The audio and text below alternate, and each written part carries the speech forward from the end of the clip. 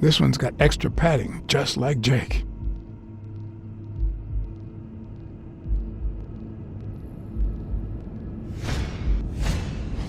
How many hits does a boxer take to the head throughout his career?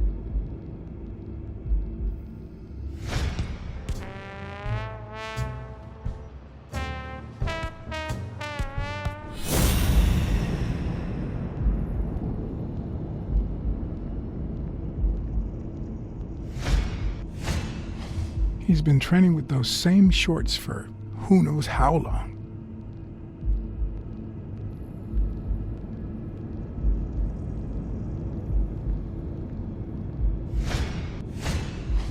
Not the smartest cookie in the jar, nor the most tactful. But do I trust him? No. Do I consider him a friend? Yes.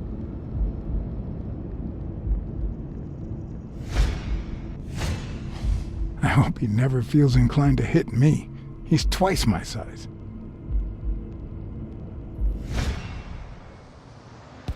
Hey, Jake. Not now, John.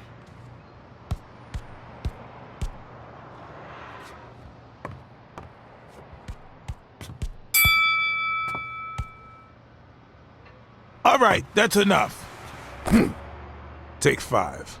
Go on.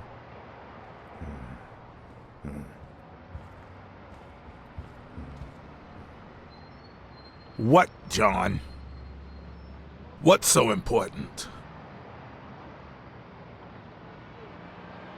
Have you noticed anything strange about Sonia? I don't know. Yesterday she said she hated the gym. But it also seemed like she wanted to save the place. Do you get any of this? I sure don't.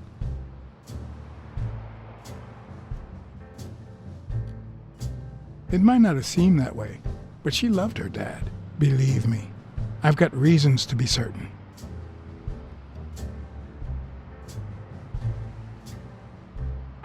Why are you coaching that guy? Oh, that's right. You don't know. Sonia asked me to run the gym. Well, at least the fun part. As soon as Bobby Yale's back on his feet, I'll turn him into a champ. I'll make him crush stone. Just you wait. What? Why are you looking at me like that? Is it the first time you coached anyone? Yeah, but you think I can't do this, don't you? Well, screw you. We'll win that fight. Could you tell me where Old Leary's headquarters are? What for? No. You could get me into trouble. No way.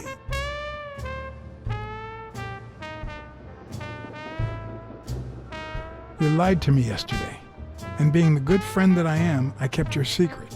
You owe me. I don't think I'd keep protecting you if we weren't friends. Although, if we were friends, you wouldn't hesitate to help me. Tell me, Jake, are we friends or not? Damned cat. All right. O'Leary's hideout is in the basement of a Chinese restaurant. But I don't even know how to get in. Well, I'll see you tonight. Wait, were we supposed to meet? Of course. Your place, 11 p.m. See you there. Ronald, the break's over. After 30 hours of work and several beatings, every bone in my body ached for a bed. Now it's my turn. So I went home to recharge. Because the night ahead was bound to be promising.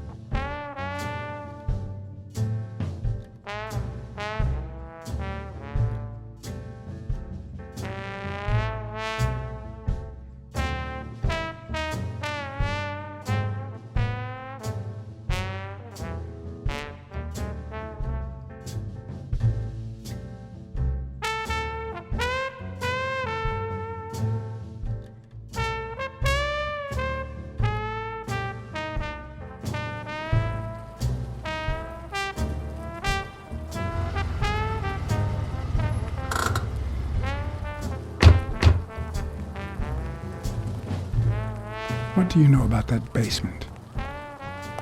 Well, let me think. Nothing? Come on, Jake, for Christ's sake. I'm running out of threats to get you talking, Jake. And frankly, I don't want things to get violent. I've come to get O'Leary several times, but they always make me wait in the dining room. One day it was so late that the restaurant was closed. They made me call from a payphone in that alley over there to let them know I was here. A few minutes later, O'Leary came out the back door, that red one there. All right, you stay by the payphone. Wait till I'm inside. If you see anyone, call the same number you did that one time. Let it ring twice and hang up. Got it? Screw you! A promising night indeed.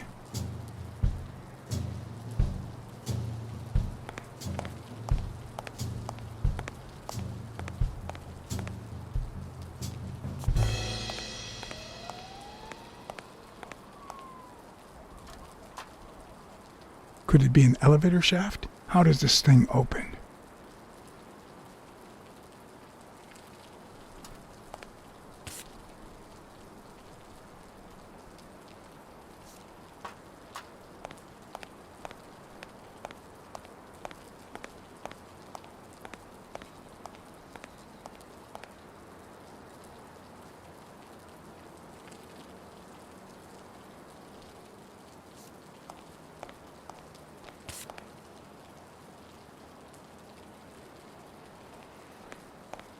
A bit too high to climb, if the basement I'm looking for were in that building.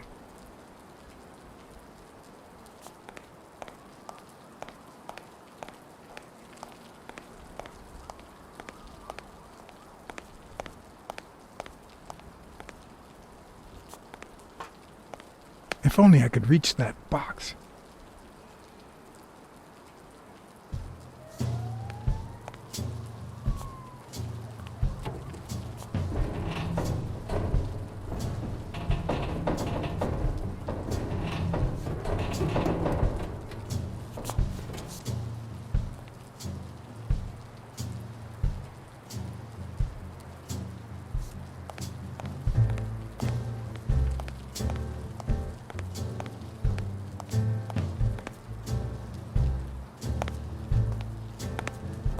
What happened? Should we run for it? Do I look like I'm in a hurry? I need your brute force, Jake. What's wrong? Is the little kitten too, And your silence.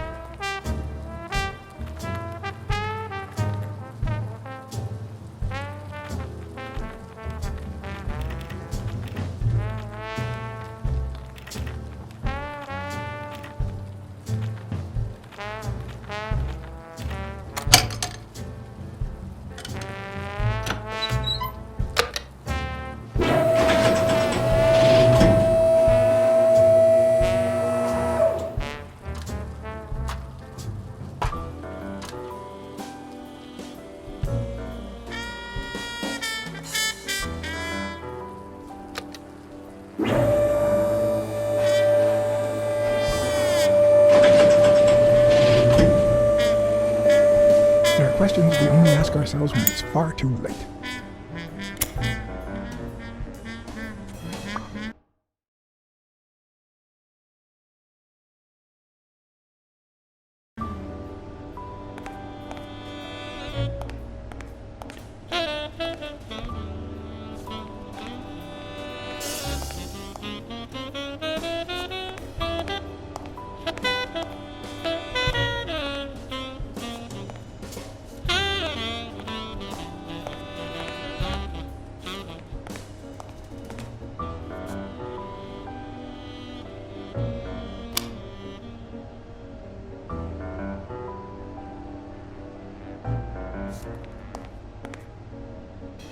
Why do they have so many paper notes?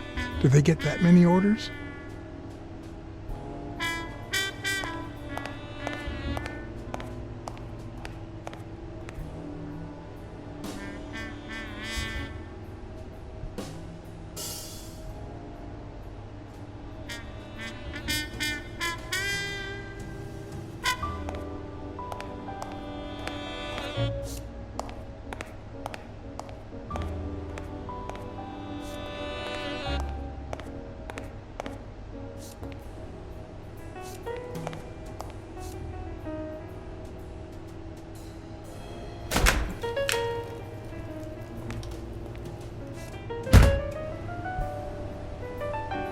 I was expecting some frozen bodies.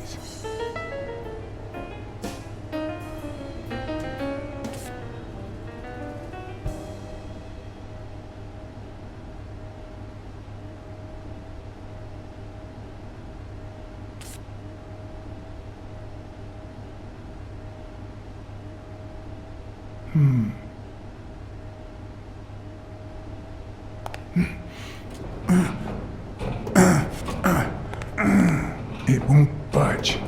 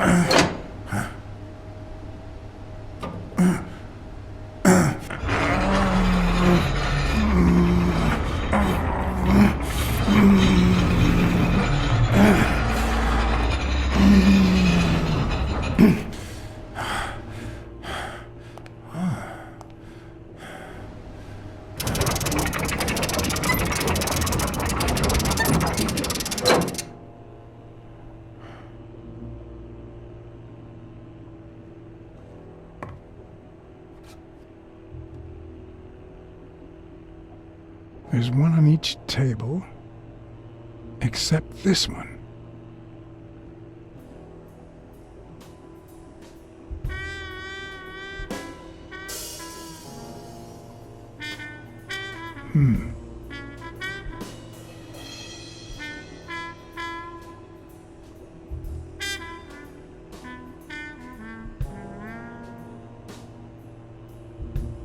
Huh. Looks like those colorful notes weren't restaurant orders after all.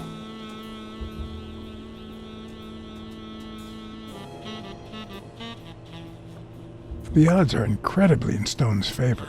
I guess that he's the reigning champion, and Bobby Yale is just a contender, but maybe word got out about his condition.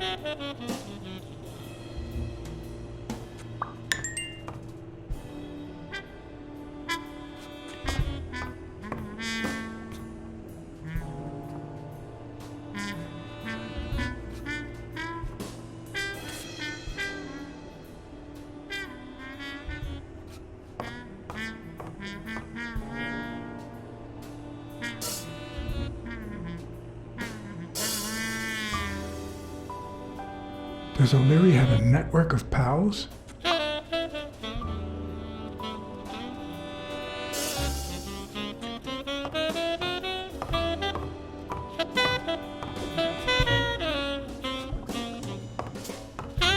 Wow, I didn't realize you could place so many bets on a single baseball game.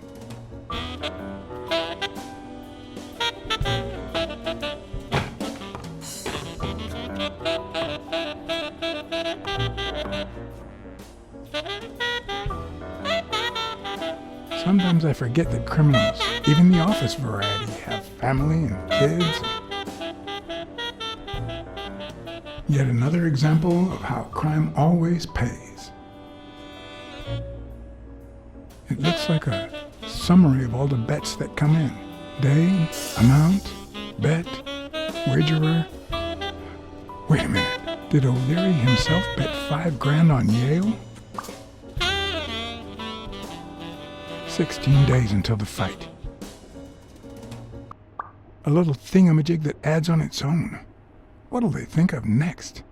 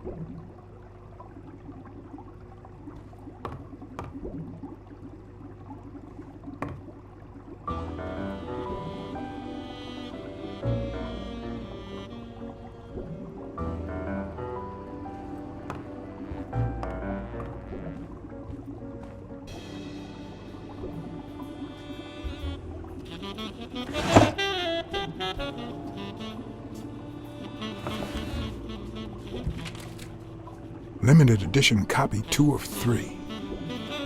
We listen, if you call it listening, to the sentimental romance. Your eyes act like the moon.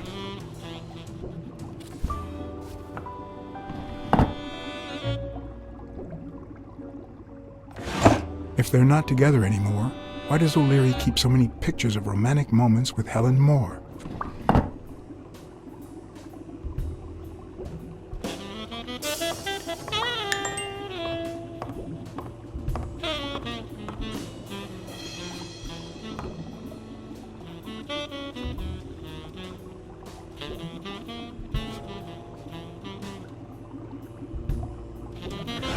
Even Dunn had a gun in his office.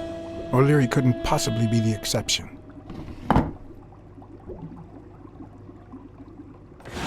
Dunn had $200 in his safe.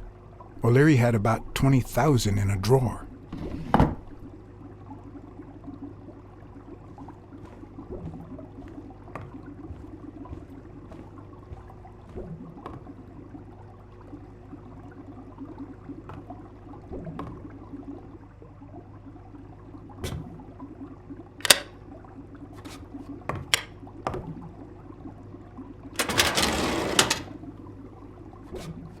The painting concealed file after file of celebrity reports with all sorts of shady information, ranging from S to Z. Almost all of them were athletes. Is that what O'Leary meant when he said that detectives and police officers were his friends? I wonder how many spy for him. If I were to pitch in, who would I spy on?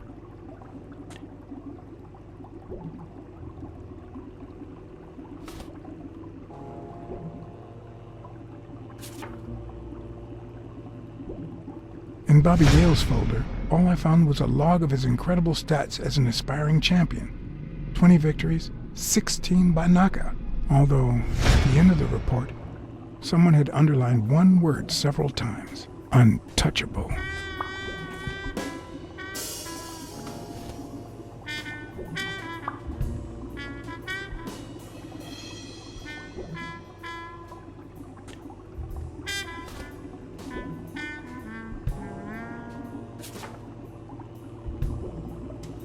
According to Stone's report, he was so clean, not to mention hard to corrupt, that O'Leary opted for a more subtle strategy. Apparently, when he broke up with the tennis player Helen Moore, he set her up with Stone. Lucky for him, they hit it off. As I put away the report, I stopped in my tracks.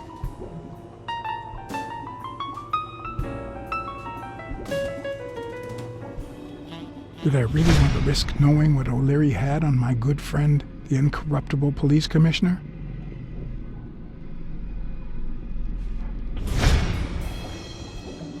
I sighed in relief. O'Leary had tried to buy Smirnoff on several occasions, but failed. Luckily, O'Leary had nothing on him, or me.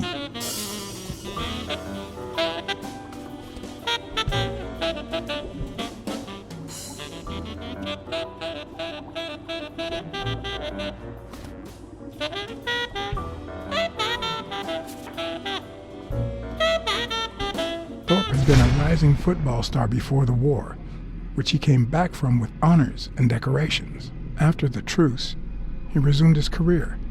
He won 3 season trophies and a couple of MVP awards. He retired after an accident that left him paralyzed from the waist down. He started his own sports advertising agency 4 years ago, but according to the files, O'Leary hadn't even tried to corrupt him.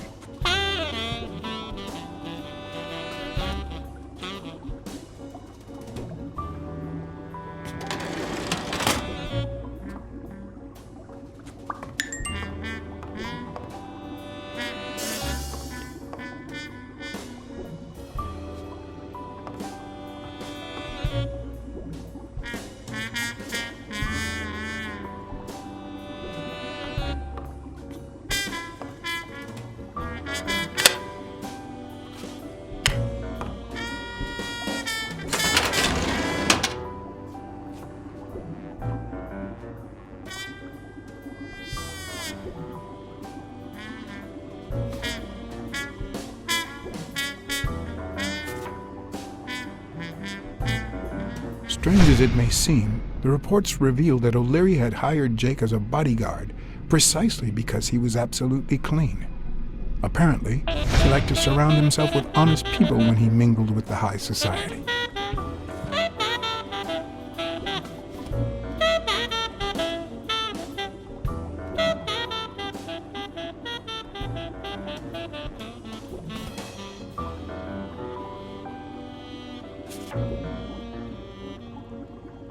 Helen Moore's file was, by far, one of the juiciest. She had been just a run-of-the-mill tennis player until O'Leary launched her career by rigging enough games to help her climb the ranking. However, O'Leary hadn't fixed any of her games in over a year.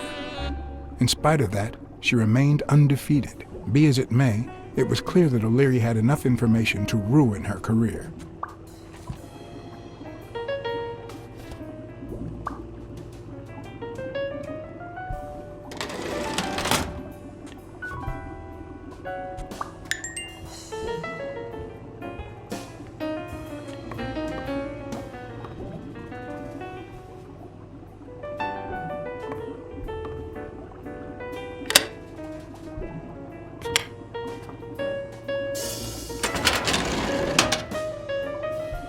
Luckily or not, files N through R included no one that I could somehow connect to the case.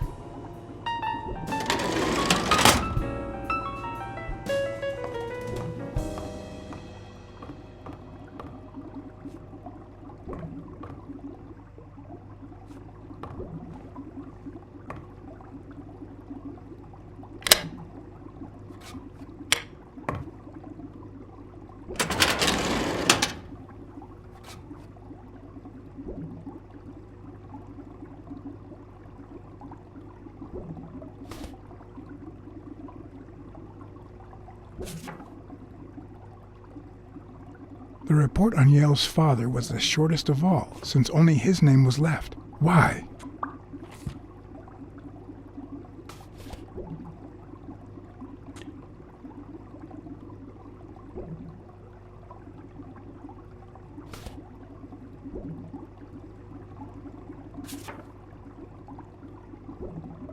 Cassidy's report was possibly the longest among all of O'Leary's files. Apparently, their rivalry went way back.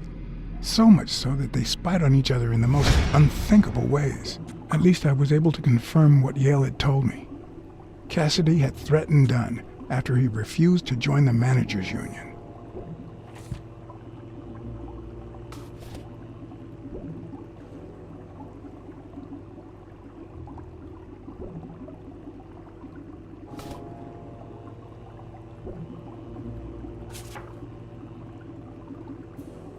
Dunn's integrity was legendary, even in O'Leary's shady reports, just like Yale had said. Dunn had kicked one of O'Leary's men out of the gym when he found him snooping around.